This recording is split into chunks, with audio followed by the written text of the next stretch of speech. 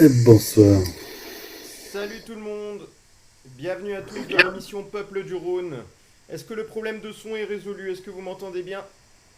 5 sur 5. Et tout le monde. Nickel. Adil, magnifique ta nouvelle coupe.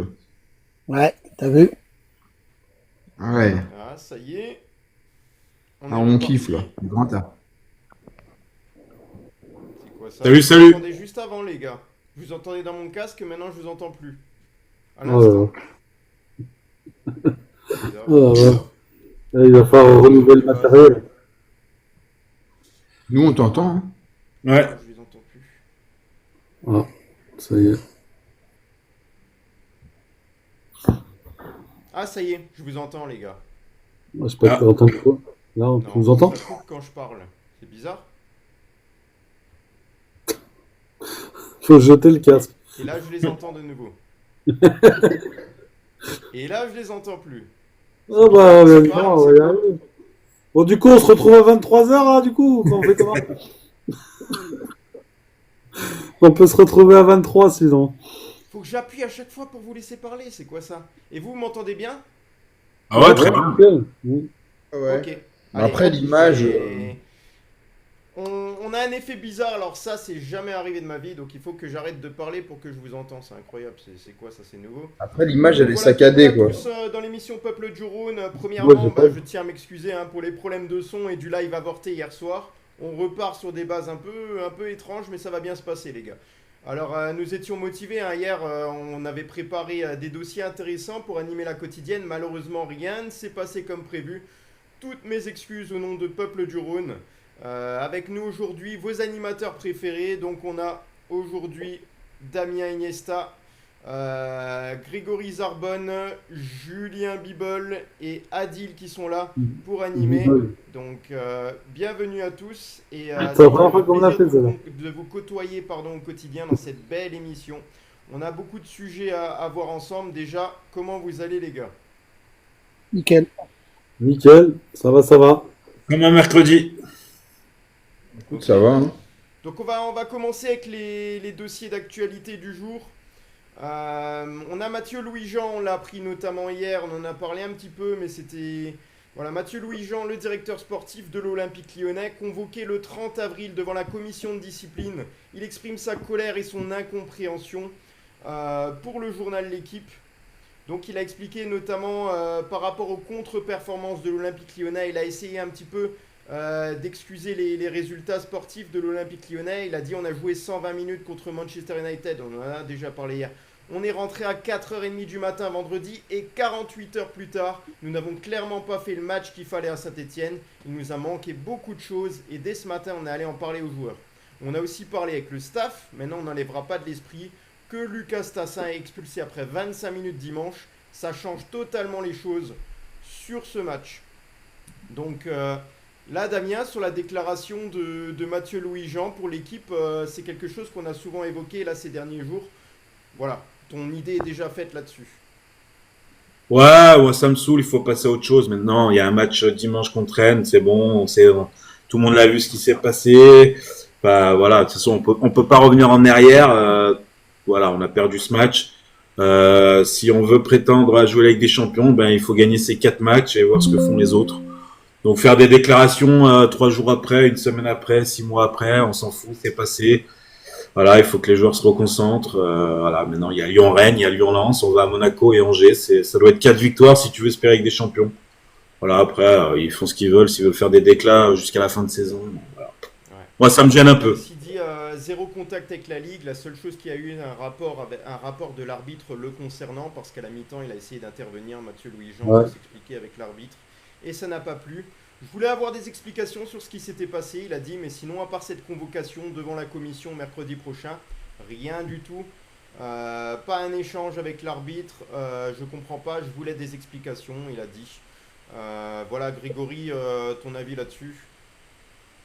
Alors s'il te plaît, c'est Greg, c'est Grégory, c'est très rare. Donc, voilà. Mais non, mais sérieux, moi je suis d'accord avec Damien. En fait, ça me saoule un peu parce que en fait, j'ai envie de lui dire à Mathieu Louis-Jean, bah en fait, ça s'appelle le monde professionnel.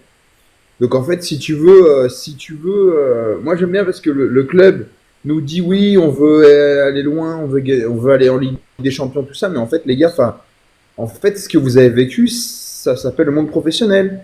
Les joueurs du Real, les joueurs du Barça, les joueurs du Bayern, enfin, ces grands joueurs-là, ces grands clubs-là, vivent ça en fait. Oui, t'es rentré tard, d'accord, mais c'est le jeu. La Ligue Europa, tu l'as pris, tu t'acceptes.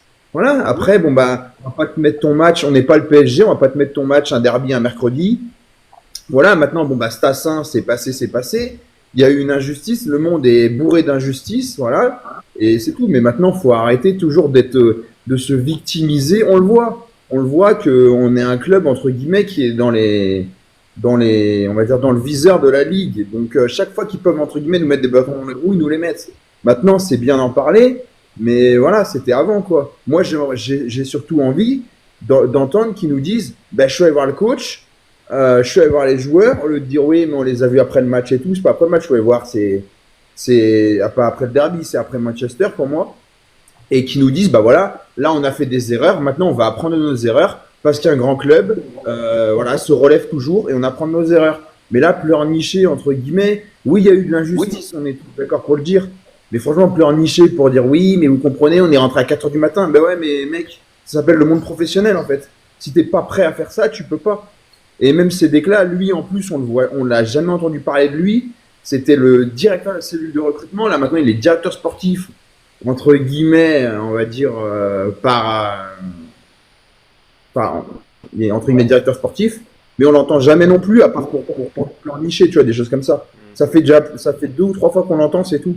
Donc au bout d'un moment, moi je dis bon bah on y va, comme dit Damien, on arrête tout, et puis il reste 4 matchs, et puis on fera les comptes à la fin. Si tu veux pleurer à la fin, si tu veux dire que Monsieur Texier est méchant, que Nasser, que la Ligue paye mal, tu le feras à la fin, mais pas maintenant. Là, faut faire front et faut jouer ces 4 matchs à fond. Surtout qu'en plus on a des blessés, on a des problèmes. Donc voilà quoi. Je vais donner la parole à Adil juste après, juste avant. Guigui, comment tu vas? Salut tout le monde, bah ça va, comme un mercredi soir où le temps est équivalent à la semaine dernière de l'OL, c'est-à-dire sacrément moche. Ok, je vais. Alors avant de te laisser intervenir, Adil, je vais te laisser commenter un petit peu cette déclaration qui est plus intéressante par contre que celles qui ont été faites là précédemment. Le VAR influe sur la décision de l'arbitre parce qu'il lui montre une image biaisée, c'est Mathieu Louis-Jean qui le dit pour l'équipe, une image figée, statique, alors qu'il y a plein d'images en dynamique. On en voit que la faute elle est flagrante. J'aimerais bien voir Monsieur Delajaude s'exprimer par rapport à ça. Déjà, nous sommes favorables à la sonorisation des arbitres, elle est importante.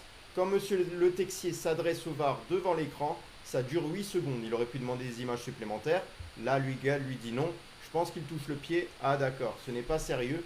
Pas d'un arbitre du standing de Monsieur Le Texier. Donc Adil, si tu veux donner ton avis là-dessus. Alors moi je suis d'accord avec Greg, ce qu'il a dit là, il y a un instant. Alors j'ai entendu 2 discussions, la première du directeur sportif et la deuxième du président Textor. Mais j'ai trouvé que le président Textor était plus dans les mots, il était vraiment posé, il n'attaquait personne, vraiment tout ce qu'il disait était nickel. Et le directeur sportif, j'ai trouvé moins bon que le président Textor. Je l'ai écouté cet après-midi, je l'ai envoyé. Honnêtement, bon, moi je rejoins Greg. Ça sert à rien maintenant de le redire et redire et redire. Je pense que ce championnat va se jouer jusqu'à la fin. Et pour Lyon, je pense que ça sera au dernier match. Au dernier match contre... attendez. C'est pas Sedan, c'est... Angers. Angers à la maison. Angers à la maison. Je pense que ça sera... J'aimerais que ça se joue le dernier match à Angers contre la maison, parce que l'avantage de jouer à la maison, vous avez tous les supporters qui vont être derrière les Lyonnais. Bon, maintenant... On joue 3 matchs à la maison. Oui, mais non, mais le dernier sera important quand même. Mais ils sont tous importants de toute façon. Hein. Oui, C'est important. Oui, justement, j'aimerais dire, parce que Damien l'a évoqué hier, il m'a dit attention Olivier, monsieur l'arbitre, l'arbitre de touche a reçu une pièce sur l'arrière du crâne, mais par contre il y a aussi les joueurs qui en ont reçu, et c'est Mathieu Louis-Jean qui l'a aussi dit. Donc voilà, c'est bien, c'est confirmé. Moi personnellement, vu du stade, j'avais pas vu ces images tout de suite. Donc il a dit qu'il est convoqué un mercredi prochain, il va sûrement devoir rendre des comptes par rapport à ce qu'il a dit à l'arbitre. Mais par contre, il a dit est-ce que Monsieur Delajode, l'arbitre qui a géré la vidéo, lui va demander des comptes par rapport à ce qu'il a fait, par rapport aux images qu'il a montrées. Ce ne sera pas le cas. Donc voilà, j'aimerais aussi préciser que Corentin Tolisso, c'est le joueur de Ligue 1 ayant subi le plus de fautes, le joueur français pardon, de Ligue 1 ayant subi le plus de fautes en Ligue 1, 48 fautes. Donc il a subi beaucoup de contacts pour le moment et on a vu que face à la SSE, ben, il le paye cash, hein. Ça a été délicat pour lui et il a subi une blessure. Alors on a parlé d'une reprise, hein. Est-ce que quelqu'un avait entendu une date possible ou provisoire de Corentin Tolisso pour une reprise ou pas du tout? On n'a rien su. On n'a rien. Ouais, j'ai vu 15 jours, moi. C'est ça.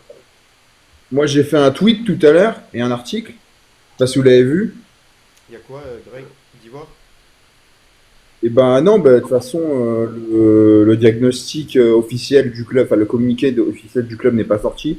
Mais logiquement, de toute façon, c'est ce qu'on avait dit, c'est une entorse au genou, mais une simple entorse au genou. Donc le club espérerait le récupérer pour Monaco. Ce serait vraiment top. Un peu comme Malik Fofana, où le club espérait le récupérer pour United. Et ça va, ils ont quand même bien géré le truc parce qu'on l'a eu pour United. Donc l'objectif, ce serait vraiment de le récupérer pour Monaco, pas pour Angers. Et puis surtout pour Monaco, parce que Monaco, je pense qu'ils vont vraiment tout faire pour Monaco. Parce que pour moi, contrairement à Adil, ou moi, bon, je pense que Angers, oui, ça peut jouer sur Angers. Mais pour moi, le match le plus important et le match qui va tout décider, je pense que ce sera contre Monaco. Parce que c'est une équipe qui se bat aussi pour la Ligue des Champions. Donc c'est pour ça que le club va tout faire, je pense, vraiment pour le récupérer pour Monaco. Ben, moi sur ça. Je vous vois beaucoup en commentaire là, à commenter, c'est très bien, merci beaucoup. N'hésitez pas à liker, à partager un max. Vous avez vu, je vous ai mis un objectif au-dessus de like. Plus vous participez et plus c'est sympa pour nous et notamment pour donner un petit peu de visibilité à notre émission. Donc n'hésitez pas à partager aussi, ça fait beaucoup de bien. Voilà, donc je vais continuer parce que on va parler aussi vite fait. On va pas en parler, vous savez quoi, je vous fais juste l'info d'actualité. Parce que c'est quelque chose qu'on évoque là constamment et je pense que ça va commencer à saouler un petit peu qu'on parle tout le temps du même sujet. Donc le supporter soupçonné d'avoir jeté cette pièce-là, enfin pas soupçonné, il l'a avoué lui-même, sera jugé le 13 octobre par le tribunal de Saint-Étienne de sources judiciaires. Le contrôle judiciaire mis en place d'ici là interdit à ce monsieur de détenir ou porter une arme, de paraître au stade Geoffroy Guichard et il l'oblige également à se présenter au commissariat de Saint-Étienne les jours de match officiels aux heures de ceci, et y compris pour les matchs dits à l'extérieur. Ce gars-là, il a fait 2 jours de garde à vue, sans antécédent judiciaire avant. Hein. Il a reconnu avoir lancé 2 reprises les pièces de monnaie. Une pièce de 2 centimes qui a atteint notamment l'arrière du crâne de l'arbitre. C'est en tout cas le rapport du procureur adjoint Aurélien Buffard. L'arbitre victime du jet de projectile a déposé plainte. Il a 1 jour d'ITT et il a manifesté l'intention de se constituer partie civile dans la procédure, de même que la LFP et la FFF. L'AS Saint-Étienne, de son côté, ils ont indiqué mardi à l'AFP avoir déposé plainte dans la matinée. Donc ça c'est du côté de l'AS Saint-Étienne. Et puis il y a aussi autre chose à évoquer, c'est que les Magic Fans et les Green Angels, 2 groupes de supporters du club de la SSE, ont été sous la menace d'une dissolution, on en a parlé déjà. Et là, pour l'heure, c'est écarté parce que le mec qui a fait l'incident n'est pas du tout concerné par ces groupes-là, il n'en fait pas partie. Il est bien abonné à une tribune, mais il n'a pas fait ça en étant partie d'un parkage. Donc voilà, il est abonné en tribune Charles Paré, il est membre d'aucune association de supporters.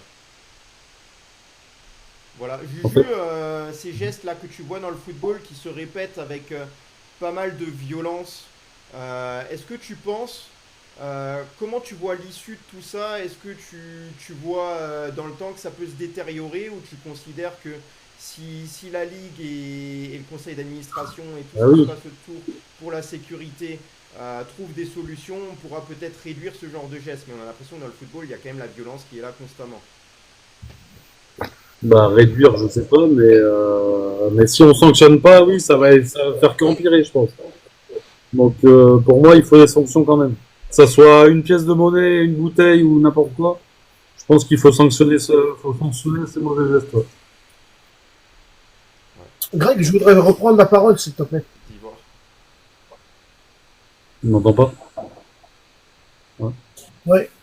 Moi, je trouve que le jugement au mois d'octobre, c'est un peu loin parce que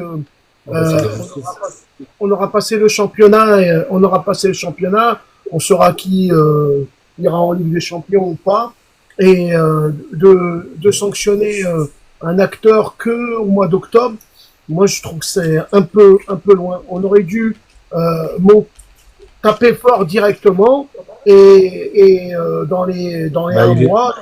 il est interdit de stade jusqu'à son jugement, donc Oui, voilà. mais même, il faut montrer l'exemple. Si tu montres pas l'exemple, tu juges. Bah après, ça n'a rien à voir avec le club, ça. C'est lui qui va être sanctionné. Là. Mais de toute façon, le problème, les gars, je l'ai déjà expliqué et je vais encore l'expliquer. Tant que il n'y a pas que la ligue là-dedans, il doit aussi avoir les politiques. C'est-à-dire qu'au bout d'un moment, il doit avoir une seule loi. Comme je l'ai expliqué, la loi, elle doit être simple et applicable à tout le monde, que ce soit même un Lyonnais ou un Marseillais. C'est simple. Un spectateur qui jette même un bout de papier sur un arbitre, sur un délégué, sur un ramasseur de balles, sur un joueur de foot, à vie, il est interdit de stade à vie. Si on ne le fait pas, il y aura toujours quelque chose. Ouais, Il y aura toujours quelque chose, les gars. Et c'est comme ça pour taper. Les Anglais, ils l'ont compris dans les années 80. Les Anglais, ils ont mis des 40 ans, des 60 ans d'interdiction de stade aux gars. Et regardez les tribunes, comment elles se comportent. Alors oui, il n'y a pas d'ambiance, il n'y a pas de cop, il n'y a pas de chant. Oui. Mais au moins, les gens peuvent aller au stade tranquillement. Sans se dire, putain, ça se trouve, le match, il va être reporté, annulé parce qu'il y a un gars, je sais pas, il a vu la lumière et il a voulu jeter quelque chose. Moi, c'est simple, tant qu'il n'y a pas une loi qui est règle et fixe pour tout le monde, quel que soit l'individu qui va dans un stade, qui jette un projectile, quel que soit, sur un acteur qui joue au foot, c'est interdiction à vie de stade en France. Terminé. Et le débat, il n'y en a plus. Là, le problème, c'est qu'ils font rien. Ils font aléatoirement, en fonction du club, en fonction de comment sont les supporters. Donc, il y aura toujours des soucis. Hein. On pourra faire des débats à vie, les gars. À vie, hein, sur ça. Mais en France, comme j'ai dit hier, on réagit, on n'agit pas. On attend qu'il y ait un drame pour se dire, ah merde, ça a mal fonctionné, ben, il faut faire autre chose. Ouais. Pour information, Monsieur Le Texier sera mis au repos pour le week-end à venir, donc il arbitrera pas prochainement là pour le match du week-end. Voilà, donc étrangement, ça a été fait de manière un peu bizarre, les délais, parce que bizarrement, c'est une déclaration qui a été faite et l'arbitre automatiquement est mis en repos juste après.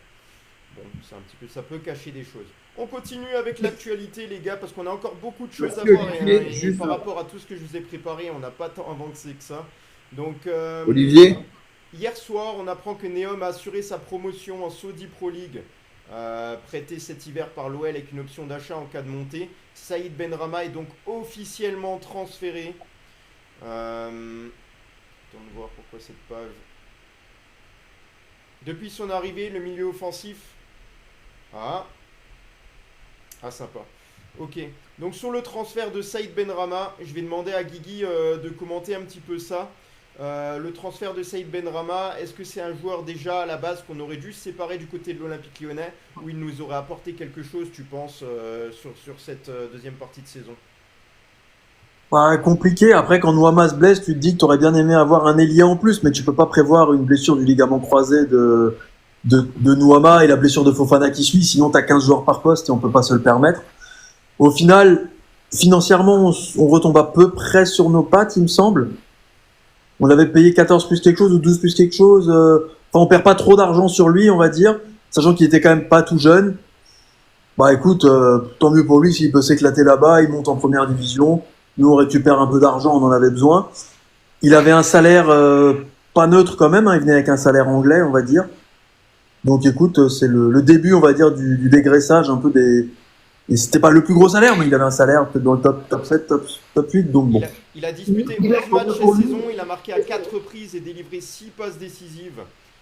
C'est la première montée de Neom en première division. Donc voilà, lui à l'Olympique Lyonnais, il me semble qu'il a disputé 37 matchs pour 6 buts et 10 passes décisives. Donc voilà, il était l'élément un petit peu principal de la remontée aussi de l'Olympique Lyonnais, la remontée folle au classement la saison passée. Benrahma, il est en Arabie Saoudite, c'est ça? Ouais, C'est ça, ouais. c'est ça. Ouais, Alors, mais pas- pour info, tout joueur musulman qui va en Arabie Saoudite, il y a une histoire de pèlerinage. Et s'ils ont un choix à faire, bien souvent, si on les invite à jouer en Arabie Saoudite, ils y vont. Ah oui, ils vont à la Mecque. Voilà, même s'ils sont moins payés. Oui, bon, je pense que là, ils sont autant payés. Donc, Ouais.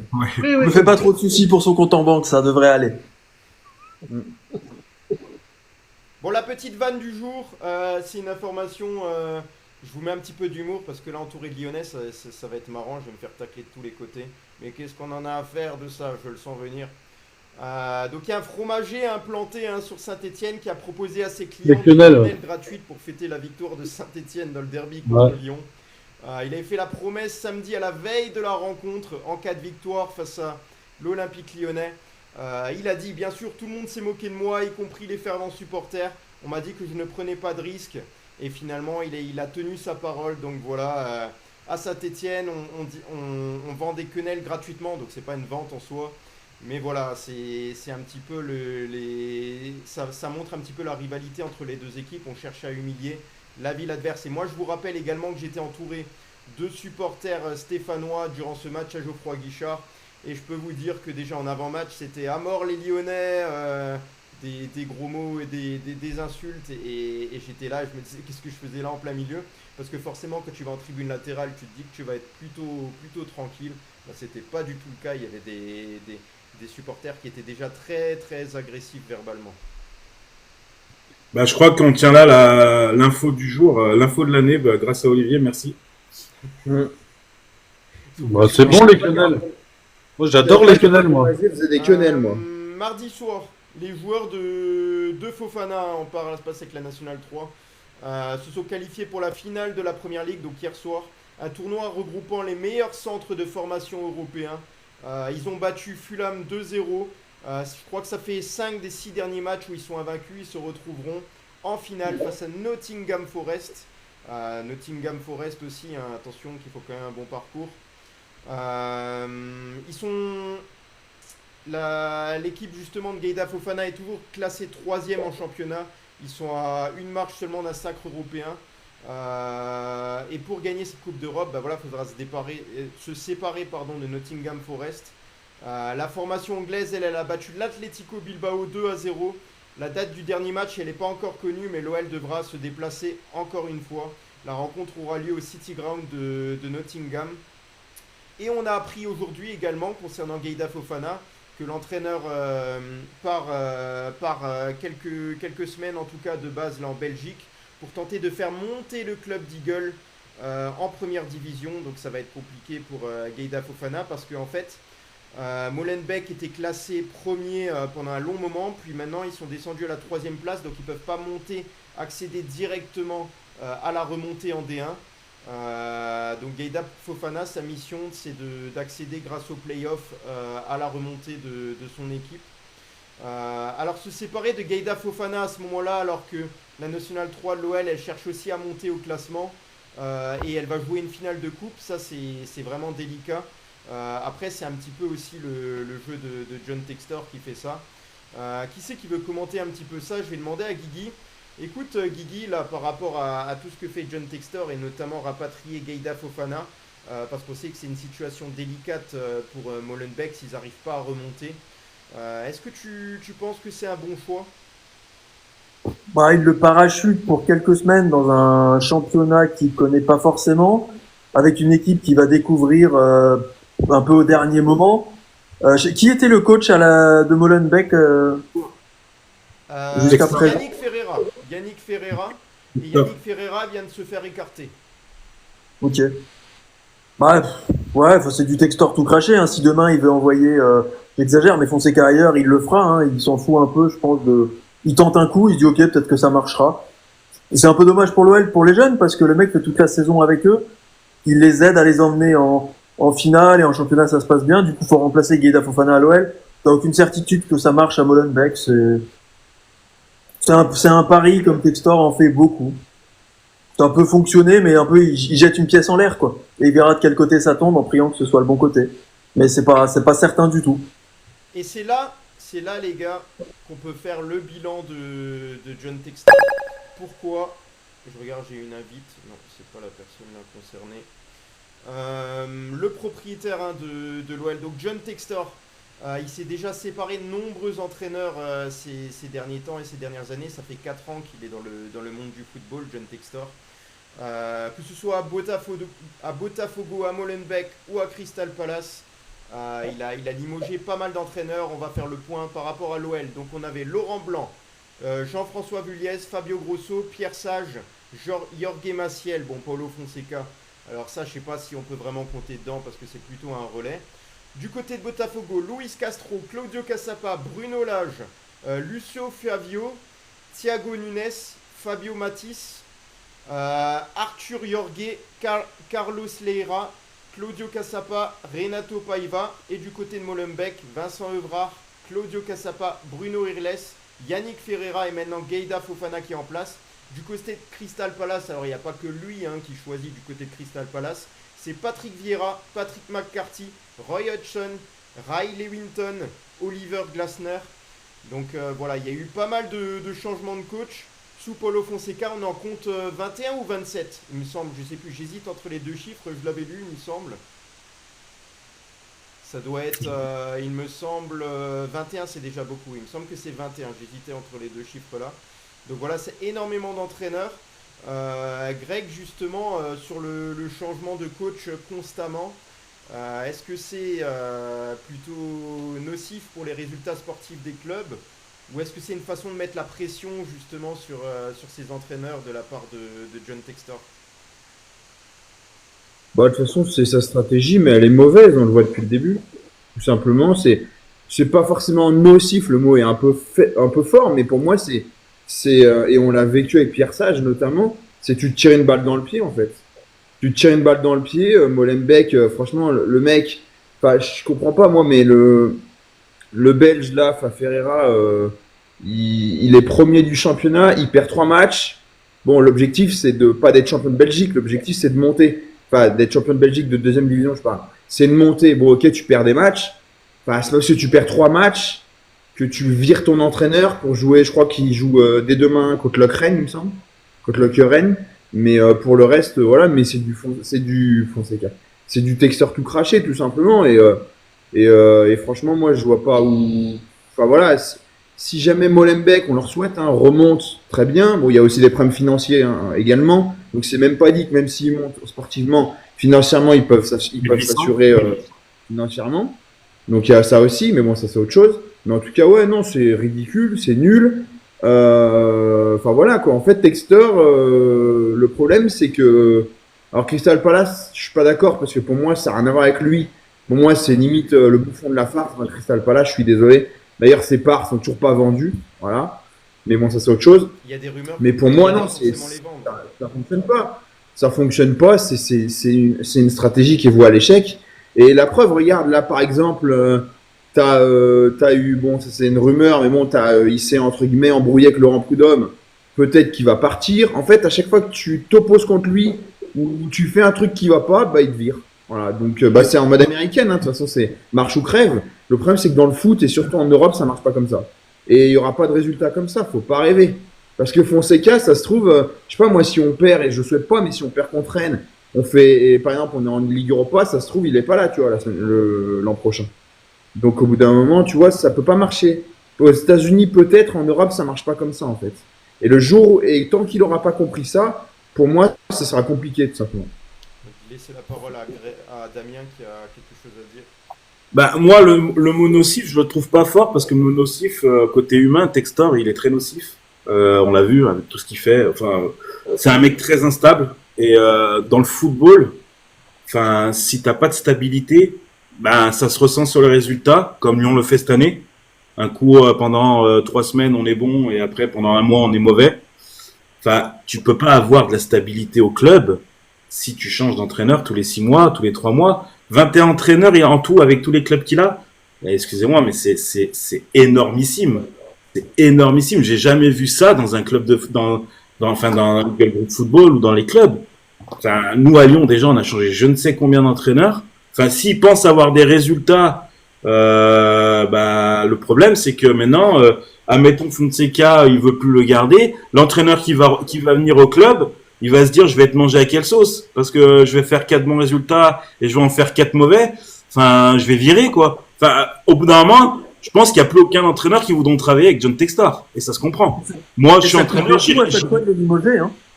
Moi, je serais entraîneur, je réfléchirais à 2 fois avant d'entraîner avec John Textor. Tu disais, Guigui? Ouais, pardon, je disais, vu qu'on n'a quand même pas une situation financière incroyable, si à chaque fois tu signes un contrat de 2 ans à un entraîneur et que tu le vires au bout de 6 mois, bah tu payes quand même des indemnités, le staff, enfin je veux dire, on n'a pas besoin de ça en ce moment, quoi. Ça se saurait. Ça s'ajoute, on va dire, sachant que Sage a toujours pas perçu le début de son indemnité, soit dit en passant. Hein. Et son Ça, staff. c'est- Bah, c'est ça. C'est aujourd'hui, pendant ce temps-là, hein, le staff de Pierre Sage qui était débarqué en janvier, il attendait toujours ces imposantes indemnités de licenciement qu'ils n'ont pas reçues. Alors l'Olympique lyonnais a tenu à réagir à cet article, notamment de Le Progrès. L'Olympique lyonnais a dit: nous sommes surpris par une telle déclaration concernant le non-paiement de Pierre Sage, alors même que les discussions sont en cours entre avocats sous le sceau de la confidentialité. Affirmer que les indemnités n'ont pas encore été versées est totalement erroné, puisqu'avant tout paiement, un accord sur les montants doit être trouvé. Or, à ce jour, aucun accord encore a été conclu entre les parties, même si les discussions ont fortement progressé et qu'une issue très proche est espérée. Et les retards de paiement avec les fournisseurs qui sont toujours d'actualité, par contre, ça, on n'en parle pas forcément dans ce communiqué-là. Non. Ouais, ils n'ont pas intérêt à en parler, non? C'est sûr.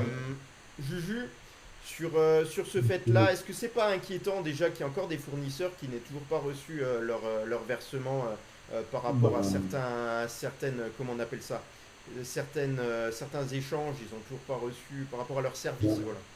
Bien sûr que c'est inquiétant. Non, c'est comme tout le côté financier de l'OL. Hein.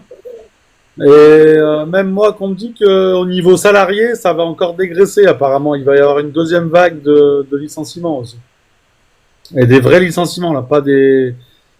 Voilà, c'est ce qui se dit en interne.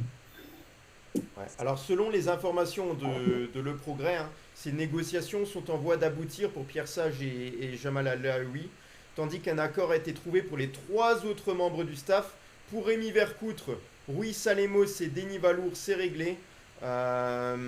Et voilà, il en reste encore. Et Pierre Sage et Jamal Alaoui sont là toujours à attendre.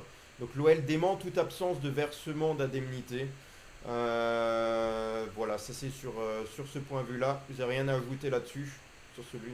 Ouais, chez nous, à Bordeaux, Lopez n'a pas payé les fournisseurs électriques, d'électricité. Alors, il parle qu'au prochain match, de couper en plein match la lumière. Alors bon, Mais vous, oui, si ouais. ça reste que un petit peu des financiers, ça va. Tant qu'ils continuent à payer l'électricité, on est, je pense, en bonne voie. C'est quel club? C'est les Girondins de Bordeaux où il n'y avait même plus de Les papier Girondins de WC, Bordeaux. les pelouses étaient plus tondues, il y avait des gros services qui n'étaient plus faits. Mais la, Il me semble, mais ouais, la lumière, c'est Boavista au Portugal. C'est cauchemardesque d'apprendre ça du côté Oui, professionnel. oui. On n'en est pas Pas là. Bordeaux. John Textor a envie de se montrer rassurant dans les médias. Moi, je l'écoute parce que je veux pas croire à autre chose qui me ferait prendre une pelle dans la gueule tellement que ce serait terrible pour nous d'avoir des informations comme ça.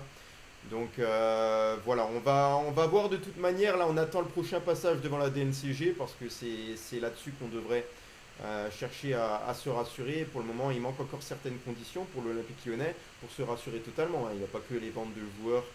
Et il y a également les projets qu'il veut mettre en place, les opérations à réaliser, certaines promesses faites à la DNCG qui pour le moment sont toujours en stand-by. Donc voilà, ça va falloir aussi également avancer sur ces dossiers-là. Ouais. On continue. Les joueurs de l'OL hein, ont repris l'entraînement. Donc ils sont entraînés devant 600 gamins licenciés par rapport aux clubs partenaires de l'Olympique Lyonnais, donc une vingtaine d'associations environ, ont pu assister à l'entraînement du jour au Groupama Training Center de Dessine. Donc ça, c'est très bien.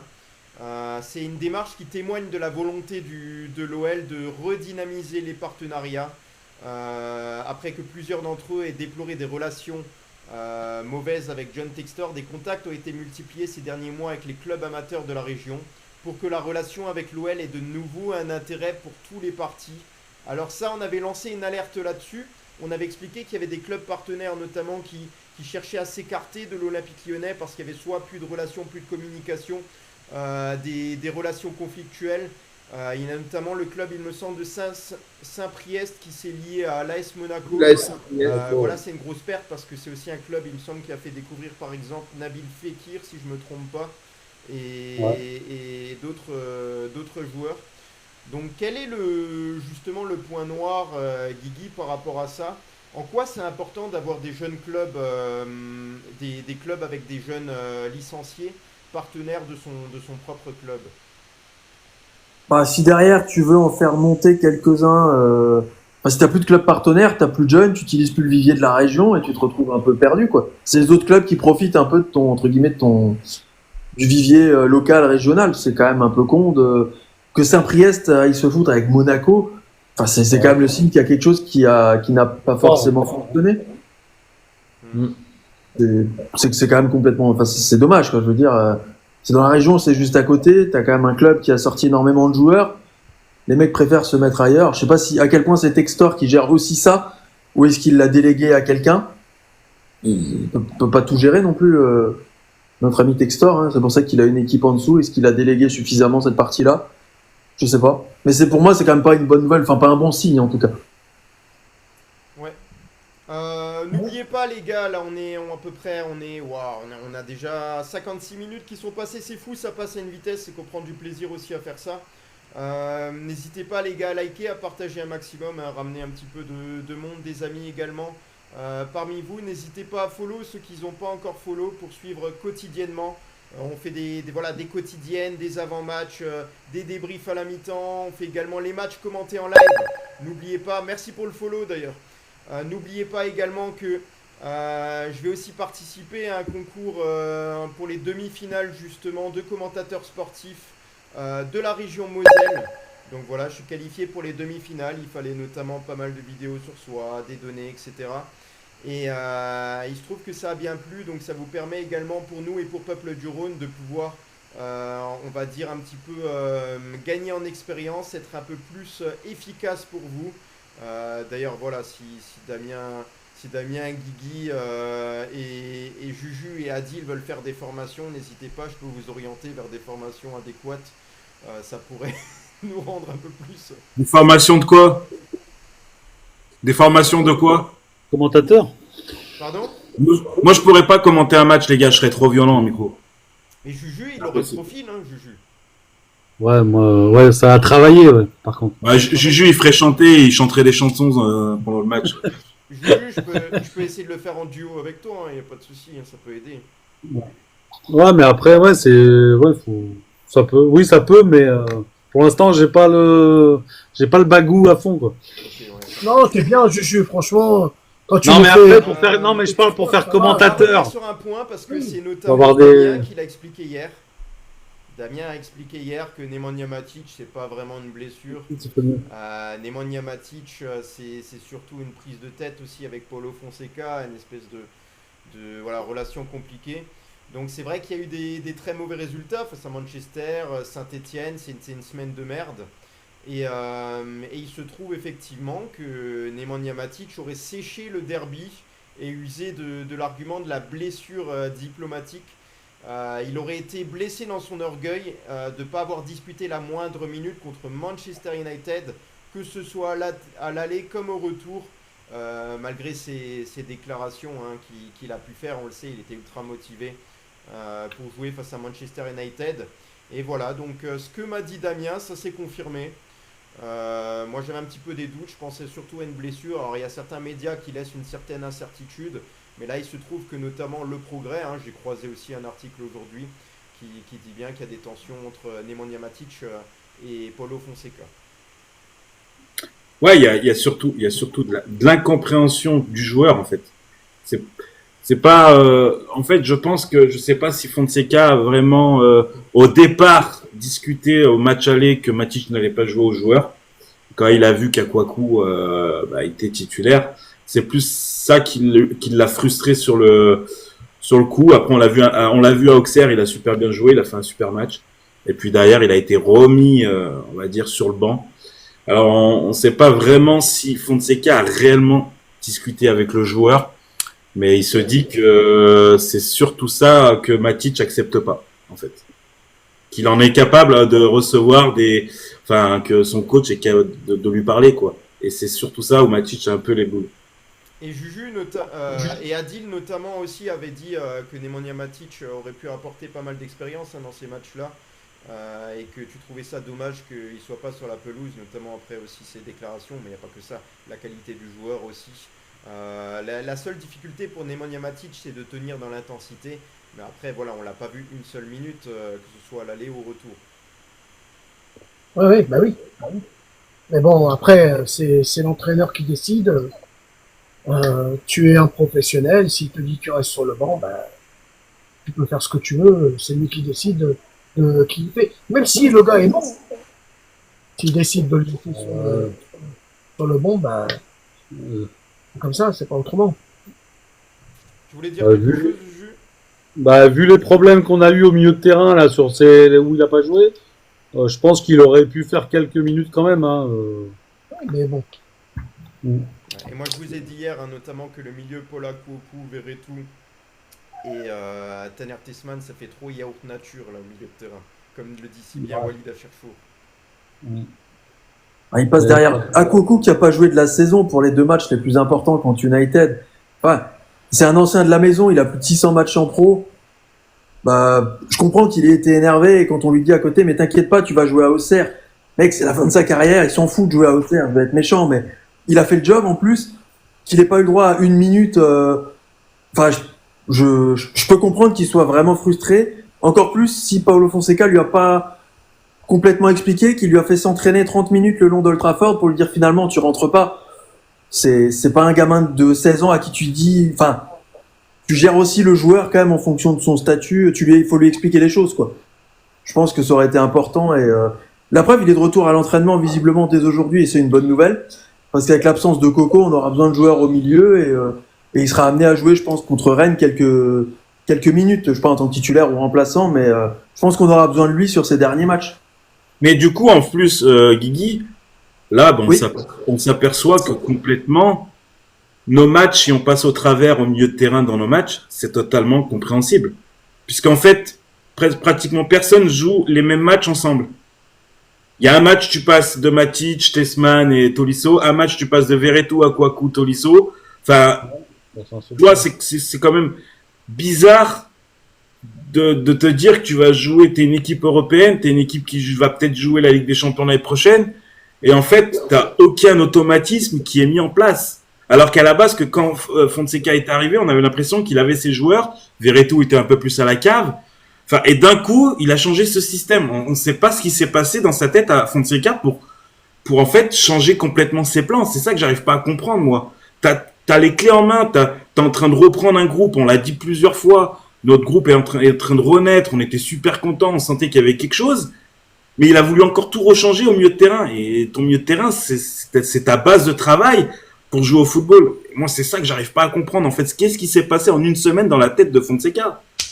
Je sais pas. Matic Tessman jouaient souvent ensemble, au moins il y avait un peu d'automatisme ou quoi, et surtout, il le sort pour faire jouer Akwaku. Ouais, c'est ça. Un mec qui n'a jamais joué de la saison. Tu vois, c'est pas Tolisso qui revient de blessure ou t'espères que le mec fasse un gros match, tu peux le comprendre. Il fait jouer Akwaku qui a jamais joué de la saison, et Matic, on lui dit, t'es remplaçant derrière ce type. Genre, Matic, il est aux entraînements, il connaît un peu le ballon aussi. Enfin, vraiment, je comprends qu'il l'ait très très mal pris à titre personnel, quoi. Alors après, est-ce qu'il a le droit? Normalement, il est censé être pro et aller jouer à Saint-Étienne si on lui demande d'aller jouer. Mais je comprends qu'il l'ait vraiment hyper mal pris, quoi. C'est incompréhensible. Il l'a fait 2 fois en plus, titulaire à Coco. Manchester aller, Manchester retour. Franchement, personne n'a rien compris sur ce choix-là, quoi. Une dernière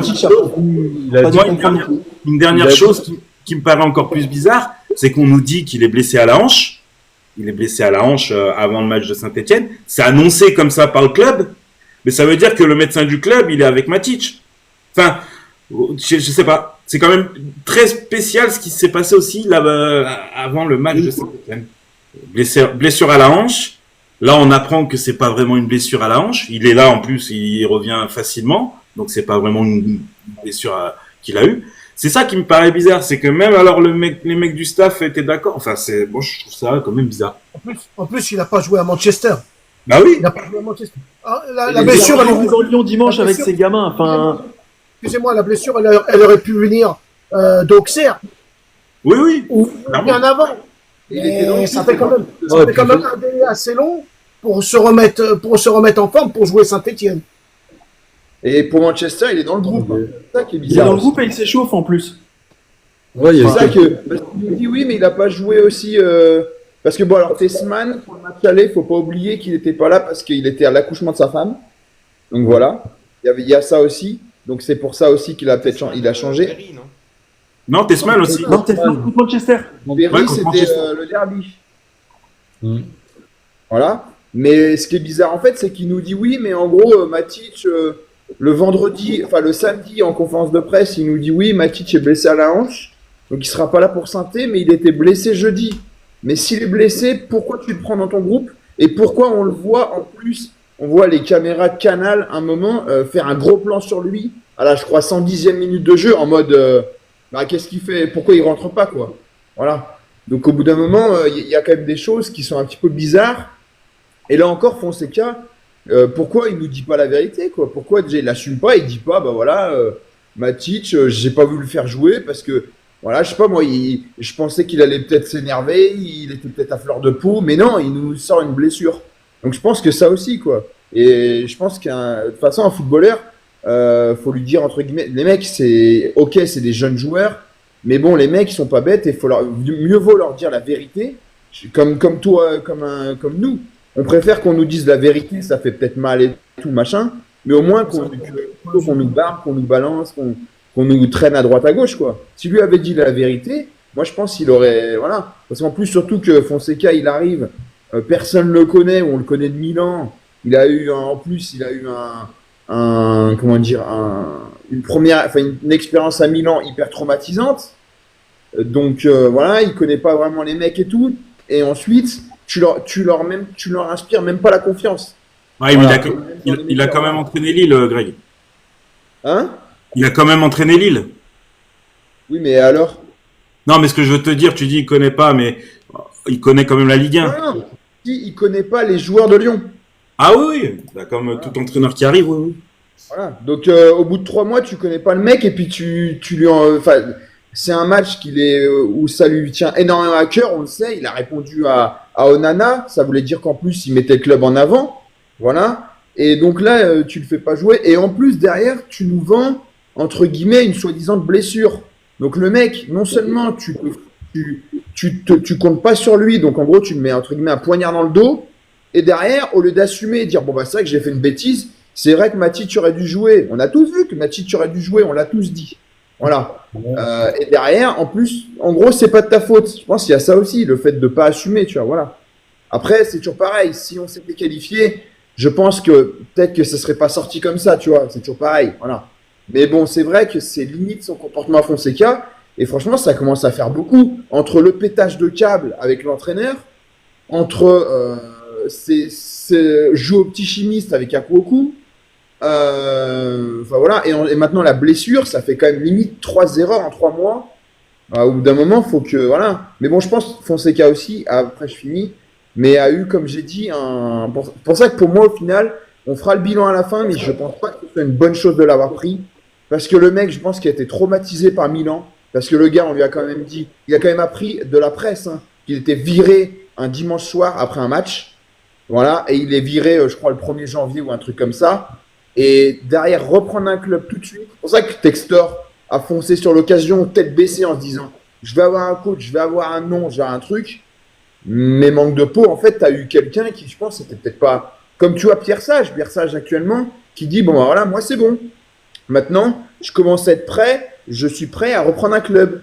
Tu vois, mais Pierre Sage, tu l'aurais appelé 2 semaines après son éviction, je pense qu'il aurait dit non, tu vois, parce qu'il avait besoin. Et là, en fait, Fonseca, je pense, en fait, tout s'explique, tu vois, par sa crise de colère, tout ça, en fait, on se disait c'était peut-être un truc anodin, mais je pense, en fait, c'est peut-être une accumulation, pardon, de tout, et c'est ça qui fait que c'est compliqué, quoi, voilà.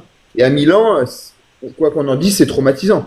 C'est traumatisant, le mec a fait 2 mois ou 3 mois, il se fait virer, il apprend par les médias, en plus Milan, c'est comme, enfin, je sais pas, c'est comme l'OL, mais en tout cas, je pense qu'en termes de médiatisation, l'Italie avec la Gazzetta, tous ces médias-là, c'est très très violent, beaucoup plus qu'en France. Donc voilà, je pense qu'il y a vraiment eu ça, quoi. Allez, on continue les gars, on passe aux choses suivantes. Ah, déjà pour le match, c'était une information complémentaire par rapport au match face au Rennais. Marc Boulanger sera l'arbitre de ce match. Pour l'accompagner, il y aura Thomas Luzinski et Yannick Boutry qui seront à la touche, tandis que Azedine Swifi a été choisi en tant qu'arbitre remplaçant. Bastien De Chépy sera lui en charge de l'arbitrage vidéo. Voilà, donc ça c'était les petites informations complémentaires. Il n'y en a pas d'autres, il n'y avait vraiment pas grand chose dans l'actualité autour de ça. Sinon, on passe au. Il est chiant, parce qu'on a encore des petites choses à voir. Bon, Olivier, j'aimerais Des clubs vient réduire d'une semaine la période du mercato estival 2025. En fait, c'est pas la priorité de l'Olympique Lyonnais, mais voilà, il y aura la période de mercato, elle sera un petit peu rallongée parce qu'en fait, la Coupe du Monde des clubs, elle va surtout, on va dire, empiéter sur cette période-là. Coupe du Monde des clubs, donc je suis pas spécialement fan parce qu'on rajoute des compétitions et on fatigue les joueurs. On leur dit ils ont un gros salaire, ils peuvent enchaîner, ils ont pas besoin de l'ouvrir, mais je pense qu'il faut pas abuser non plus. Il y a de plus en plus de compétitions. Après, la Coupe du Monde des clubs, c'est généralement les plus puissants qui sont là, et puis Botafogo est là parce qu'ils ont gagné la Copa Libertadores. Voilà, donc c'est une compétition un petit peu, on repousse les autres équipes, c'est pas forcément bon pour le football, moi je trouve en règle générale. J'espère que ça prendra pas tant la popularité que ça, mais je pense qu'il y aura des moyens qui vont être mis en œuvre, et notamment oui des abonnements pas chers du tout, il me semble, notamment en Arabie Saoudite, ils ont proposé une offre exceptionnelle, il me semble, aux gens pour pouvoir assister à ces rencontres. Ça leur permet de découvrir cette compétition. Voilà, je suis un petit peu écœuré moi par cette compétition personnellement. Sur la Coupe du Monde des clubs, Adil, est-ce que toi déjà tu vas regarder les matchs et est-ce que tu trouves que c'est la compétition de trop, ou au contraire tu dis non, il n'y a pas assez de foot à la télé? Alors pour des petits clubs, ça va leur permettre d'avoir un visu, comme le Raja de Casablanca, qui va tomber contre Manchester City et d'autres équipes, je ne connais pas. Pour les grosses équipes, par contre, oui, là, ça va taper dans tous les, voilà, ça va taper partout, quoi. Et bon, après, ceux-là qui sont en dessous, normalement, ils n'iront pas. Mais ça va être des gros clubs comme Manchester City, Raja de Casablanca. Il y a qui d'autre? Il y a qui d'autre? Bah, il y a les Brésiliens, les Argentins. Bon, voilà, ça va pas taper partout, quoi. Ça va taper vraiment sur les numéros 1, quoi. Donc sur les dates, la LFP a décidé de l'ouverture de la fenêtre estivale des transferts le lundi 16 juin 2025, l'ouverture, et la fermeture le lundi 1er septembre à 20h. Donc voilà, ils se sont réunis avec le conseil d'administration pour décider de cette date. Et par contre, le mercato hivernal est déjà annoncé aussi là, pour 2026, clôturera le lundi 2 février, et l'ouverture, est-ce que je l'ai, le jeudi 1er janvier 2026. Donc c'est pas le 2? voilà sur ces dates-là.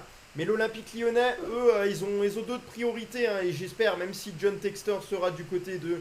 va suivre les résultats de Botafogo durant la Coupe du Monde des clubs, il faut penser aussi au prochain passage devant la DNCG. Et les comptes d'Eagle Football Group, sont dans le rouge. Et il y a toujours cette menace un petit peu de rétrogradation administrative en Ligue 2. On ne sait jamais avec tous ceux qui sont contre l'Olympique Lyonnais. Alors on était déjà interdit de recrutement l'hiver dernier.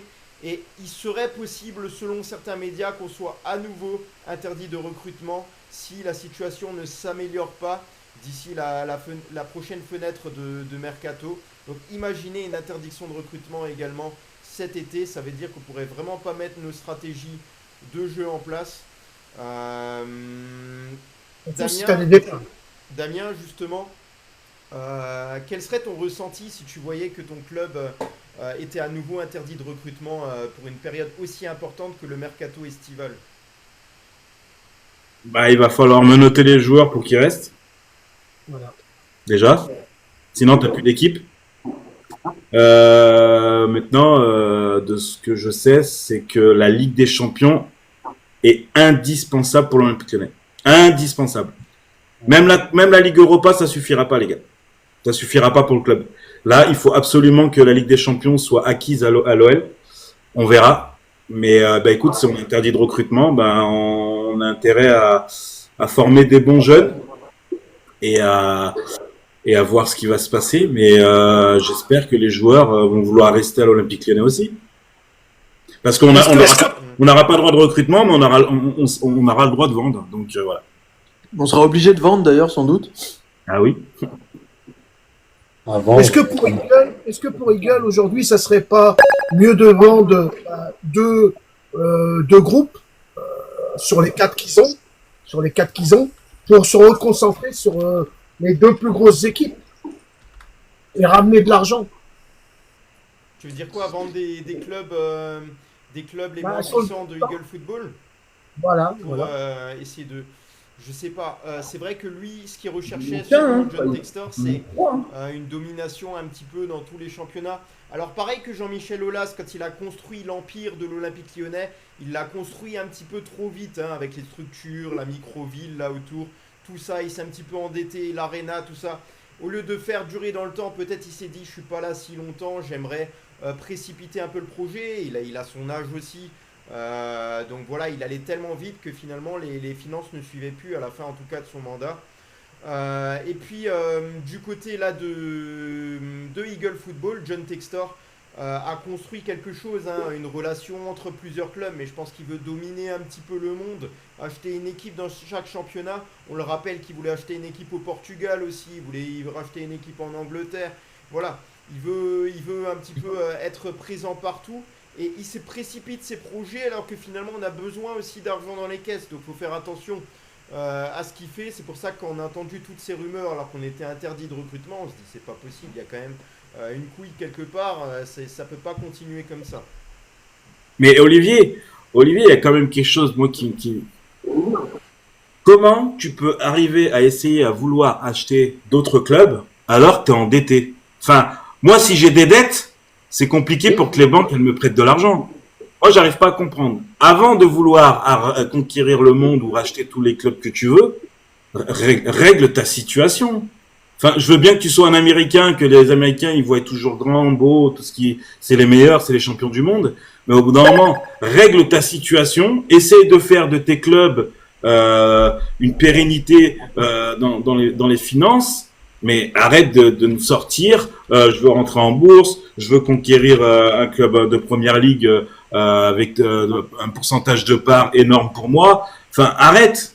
Au bout d'un moment, plus personne te croit, John. Plus personne le croit. À l'heure d'aujourd'hui, on ne le croit plus, et c'est légitime.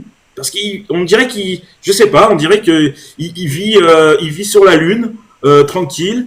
Non mais moi, il y a un truc qu'il faudrait que je comprenne. Comment, encore une fois, il peut dire qu'il veut racheter un tel club. Il est endetté jusqu'aux pieds, ce gars. Il faut je sais pas, et au bout d'un moment, il faut qu'il y en ait qui se réveillent. Enfin, Olas avait raison, il voulait pas que John Textor soit l'investisseur premier Eagle Group Football. Ben, il a eu raison encore une fois. Et on l'avait un peu taillé, mais ben, il avait bien raison. Et moi, ça me rend fou. Ah, c'est inquiétant.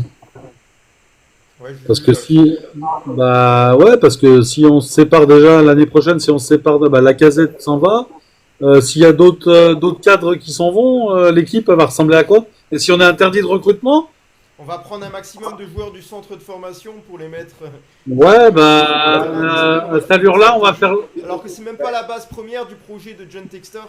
C'est même pas de se servir réellement du centre de formation pour les faire jouer. C'est surtout pour les faire revendre tout de suite. Alors qu'ils ont joué 2 matchs à l'Olympique Lyonnais, ils les revendent de suite. À cette allure-là, c'est le derby en Ligue 2. On va jouer le derby en Ligue 2. On va continuer les gars et ça fait partie des derniers dossiers, on se rapproche de la fin. Je vais accélérer, après on fera aussi la libre antenne, vite fait. Donc si jamais je prolonge un petit peu, je suis désolé, hein, ceux qui ont besoin d'y aller, n'hésitez pas. Donc je rappelle, le 11 mai 2025, il y aura la cérémonie des trophées UNFP, récompensant les meilleures individualités de la saison. Alors quand on pense à ça, on pense à Ryan Cherki, sachant qu'il va y avoir un trophée aussi de meilleur dribbleur. Au coude à coude avec Désiré Doué, le Parisien, et Magnès Akliouche, le Monégasque. Voilà, ce sera un petit peu plus simple à travers ces trophées quand on sait que Kylian Mbappé est pas là. Ça joue également. Et du côté de l'OL féminin, on a Eugénie Le Sommer, Ellie Carpenter, Litse Oran, Grijembok et Delphine Cascarino qui étaient déjà présentes l'année dernière sur ce trophée. Et Christiane Endler, la gardienne de l'Olympique Lyonnais, elle pourrait aussi être là, bien entendu, dans ces trophées, même si sur les derniers matchs, elle a fait quelques erreurs. Voilà, sur ces trophées UNFP, est-ce que vous pensez à certains joueurs lyonnais ou pas? Je vais demander à Adil, est-ce qu'il y a des joueurs qui sortent un petit peu du lot et que tu verrais? Ou tu te dirais, bah, je pense que ça va être 80% de joueurs parisiens? Non, moi j'en ai deux que j'aimerais bien voir. C'est Cherki et Mikato. J'arrive pas à dire son nom. Nico, tu dis. Désolé. Ouais, j'arrive pas à dire son nom.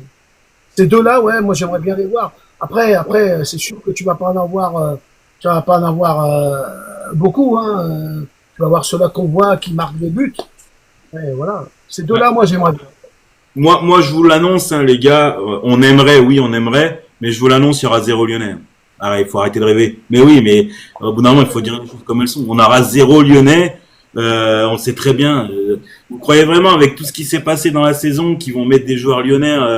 Non, il y aura la plupart sera des joueurs parisiens, parce qu'en plus ils sont champions de France. Et en plus, même si ça joue pas, mais en plus ils arrivent à jouer en finale de Ligue des Champions, ben voilà, ils auront tout.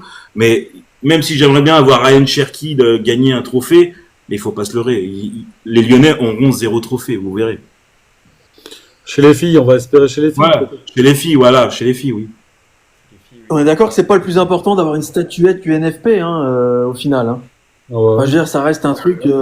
Enfin, pour le joueur peut-être, mais je veux dire, il n'y a pas non plus. Je sais pas, vous allez regarder par exemple les trophées UNFP du début à la fin? Non, ça n'a jamais été aussi romantique que quand il y avait Nabil Fekir et Alexandre Lacazette au trophée. Non, mais voilà, je veux dire, honnêtement, c'est vraiment pas la priorité de la fin de la saison. Il faut qu'on se qualifie en Champions le reste, honnêtement, si on est dans les trophées UNFP ou pas. Ouais, non, mais Oui, c'est Paris aura tout et en même temps, les mecs ont fait une saison, ils ont 30 points d'avance. C'est quand même pas choquant pour le coup. Qui raflent 95% des trucs, ça me choquerait pas. On continue. Mais encore, ils sont encore qualifiés. Ils sont encore qualifiés pour la Coupe Voilà, d'Europe. l'OL féminin, vite fait, hein, on le fait en section rapide. Oui. Je sais qu'on n'a pas que des Nantes, spécialistes du football féminin. Donc Nantes-Lyon. aujourd'hui, hein, l'OL féminin se joue ce soir là, à 21h justement. Ils affrontent Nantes pour l'avant-dernière journée de la saison régulière. Le coach de l'Olympique Lyonnais, il a choisi bien entendu de mettre des joueurs importants de l'OL féminin au repos, c'est normal. Hein. Il fait tourner. Donc voilà, et est-ce que les Canaries ont une chance de remporter leur premier match face à l'Olympique Lyonnais? Je pense que ça va être compliqué, même si l'OL fait tourner. Je pense qu'ils ont quand même Ça joue des bons jeunes, donc voilà, Ah, n'oubliez pas que c'est Nantes. ce soir un OL féminin face au FC Nantes, non, c'est à domicile. Donc c'est du côté de Nantes que ça se joue. Oui, c'est du côté de Nantes. Ouais. Voilà, donc match intéressant également à suivre pour ceux qui veulent, mais je pense que le plus intéressant ce sera le match de Champions League féminine face à Arsenal. Information aussi, Moussa Dembélé est actuellement blessé hein, avec son club d'El Ettifaq. Et Moussa Dembélé est devenu le propriétaire du FK Minidja, un club de 2e division lituanienne. Alors c'est pas le premier club hein, sur lequel il est propriétaire. Le club là qui vient de racheter de la D2 lituanienne est classé 9e en championnat. Et il avait déjà acheté le club de, si je retrouve, l'AS Monza en 2019 grâce à son groupe d'investissement Triple M. Alors je connaissais pas, j'ai découvert ça aussi. Cette annonce, elle intervient justement après la blessure malheureuse, la grave blessure au tendon d'Achille de Moussa Dembélé. Alors que tout se passait bien, 7 buts et 4 passes décisives en 19 matchs. Voilà, c'était un rythme assez correct pour l'ancien attaquant lyonnais. Et petit rappel, c'est vrai qu'il joue aussi avec Karl Toko Ekambi hein, en club à El Ettifaq. Donc voilà, ça c'était toutes les informations du moment. Est-ce que vous voulez dire un petit peu quelle image vous aviez justement? Ah bah j'ai demandé à Damien. Il y a Jojo qui Quelle veut image, et après je te laisse évoquer ce que tu voulais dire. Ah. Quelle image tu gardes de Moussa Dembélé justement Jojo qui veut monter. T'as Jojo qui veut monter, fais-le monter. Moi, Moussa Dembélé, j'aimais bien. Il a quand même fait un bon passage à l'OL. Je crois que les 2 premières saisons, c'est pas mal. Hein. C'est plus de 15 buts, si je me trompe pas. Et sur la fin, ça allait moins bien. Mais j'aimerais bien savoir qu'est-ce qu'il a trouvé en Lituanie pour pouvoir acheter un club. Surtout de deuxième division, je pense qu'il a dû trouver un puits de pétrole. Mais après, ouais, l'OL, ça a été bon. Ouais, c'est pas non plus. Sur la fin, c'était plus compliqué. Maintenant. Ouais, bah après, s'il a des sous pour acheter des clubs de Lituanie, il fait ce qu'il veut, mais à l'OL, c'est pas un mauvais passage. J'aimais bien ces 2 premières saisons. On voit de plus en plus de joueurs qui rachètent des clubs. On pense à Kylian Mbappé, là on a Moussa Dembélé, il y a eu d'autres exemples. C'est quelque chose qui j'ai l'impression se répand de plus en plus, ou en tout cas dans la presse on en parle plus. Ah, c'est surtout pour payer D'ailleurs, moins Greg, d'impôts. toi qui travailles un petit peu là pour certains journaux sportifs également, quelle impression tu as? Est-ce que tu penses pas que c'est un petit peu tôt quand tu es joueur de foot justement de racheter des clubs parce que tu as peut-être pas la tête forcément sur le terrain, ou tu penses qu'il y a des joueurs qui sont capables de faire la différence entre les deux, entre le moment où tu dois être professionnel sur le terrain et le moment où tu dois l'être à l'extérieur avec tes projets? Bah écoute, non, bah après, c'est un peu compliqué. Bah, Moussa Dembélé, il est plus en fin de carrière qu'autre chose déjà. Les exemples que tu as cités, ouais, bah Mbappé, il y a Vinicius aussi qui a racheté un club au Portugal, Alverca, je crois, il n'y a pas longtemps. Maintenant, ouais, bah Dembélé, je sais pas, il veut peut-être il prépare peut-être sa fin de carrière en Arabie Saoudite, c'est pas le championnat non plus le plus physique. Je pense pas que son équipe joue, on va dire, les premiers rôles avec Al Ettifaq. Donc non, après, voilà, il veut avoir une âme d'entrepreneur. Bah, pourquoi pas, pourquoi pas. Après, c'est mieux. C'est mieux, on parlait tout à l'heure de Textor, mais c'est mieux qu'un Dembélé, entre guillemets, rachète un club comme ça, un ancien footballeur qui a, entre guillemets, tu vois, qui a mis les mains dans le cambouis, qu'un Textor, tu vois, ou un mec comme ça qui connaît pas grand-chose et qui vient, tu vois, avec ses grands sabots, voilà. Après, Dembélé, c'est à lui aussi de savoir s'entourer, tout ça.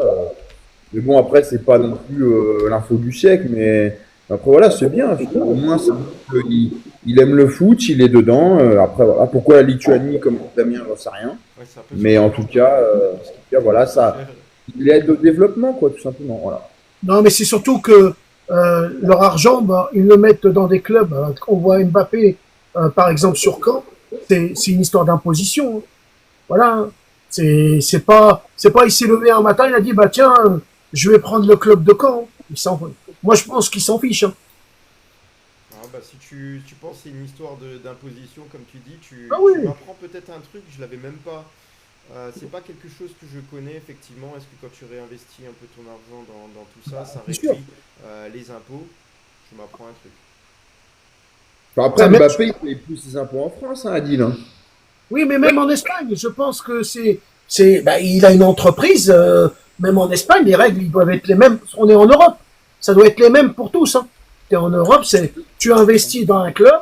Bah, quand tu fais ta feuille d'imposition, tu remplis ta feuille d'imposition, tu dis j'ai tel club, et ben, ça diminue tes charges pour ton imposition. Je pense.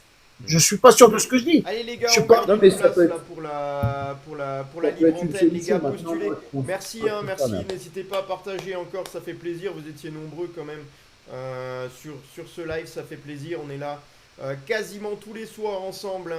Hein. Donc c'est vraiment un plaisir. Postulez pour la libre antenne, ça commence. Donc je regarde les invitations et ceux qui veulent poser des questions ou évoquer les sujets que vous avez envie d'évoquer. Allons-y, même si c'est peut-être autour de la Ligue 1, il n'y a pas de problème, ça peut faire un petit peu penser à autre chose et voir d'autres choses dans le football. Donc voilà, faites l'invitation, je vois toujours aucune invitation, refaites-la pour que je la voie.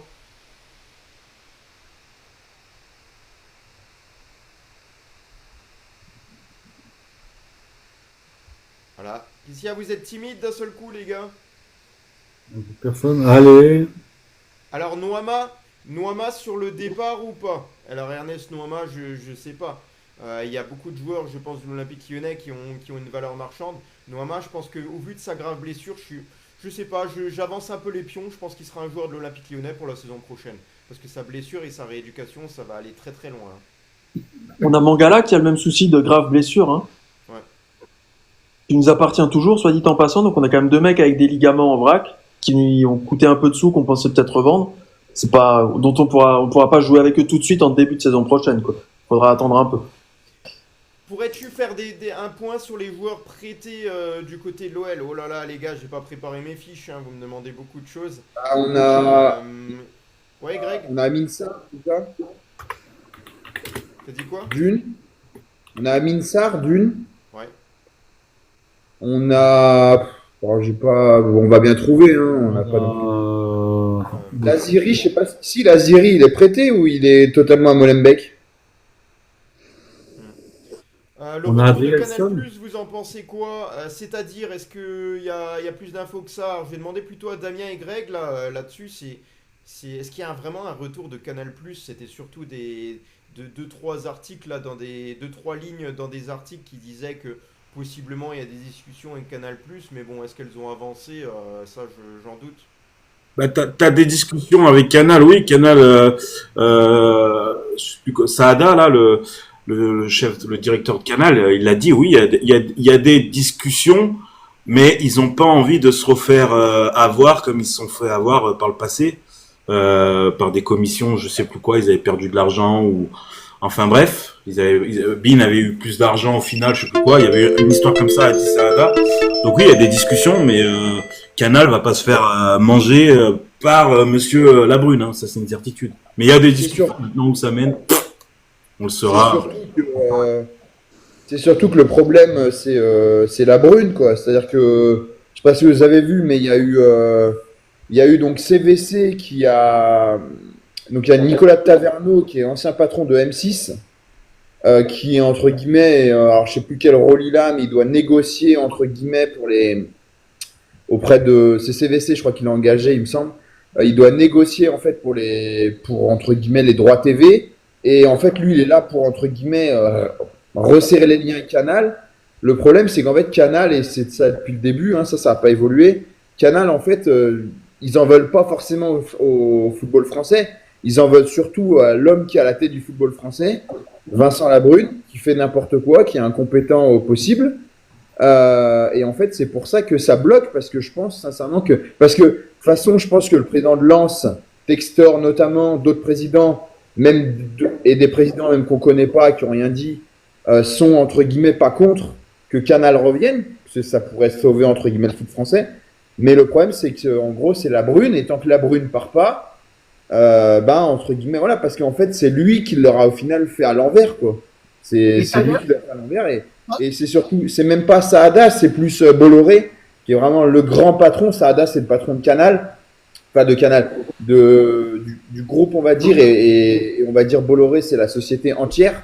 Et c'est surtout lui, en fait, qui, je pense, est assez, on va dire, rancunier. C'est pour ça que, voilà. Maintenant, Canal, je pense qu'ils continuent à surveiller la Ligue 1, parce que s'ils peuvent l'avoir pour une bouchée de pain, ils vont pas s'en priver, parce que même s'ils ont la première ligue, la Formule 1, et même maintenant le top 14 qui marche très bien, forcément reprendre la Ligue 1, ça sera toujours un plus pour eux, quoi. Par contre, ils vont avoir la Ligue 1, s'ils négocient, c'est pour une bouchée de pain, quoi, voilà.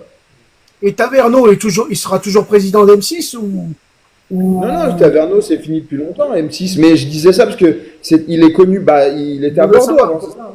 Voilà. Oui. Mais maintenant, en fait, il a été engagé par CVC pour faire, entre guillemets, le lien, quoi, entre un diffuseur, parce que DAZN va partir, logiquement, hein, ils vont partir en fin de saison, donc tu n'as plus de diffuseur, donc dans la même situation qu'il y a un an, donc il y a toujours leur projet de chaîne, mais bon, on ne sait pas trop, on en avait déjà parlé, on ne sait pas comment ça va fonctionner. C'est pour ça que Taverneau, entre guillemets, est là un peu pour trouver une solution, quoi. Et lui, je pense qu'il serait un peu là pour rapprocher aussi Canal du truc. Voilà. Je pense que ça reviendra à les deux, hein. Bean et Canal. Hein.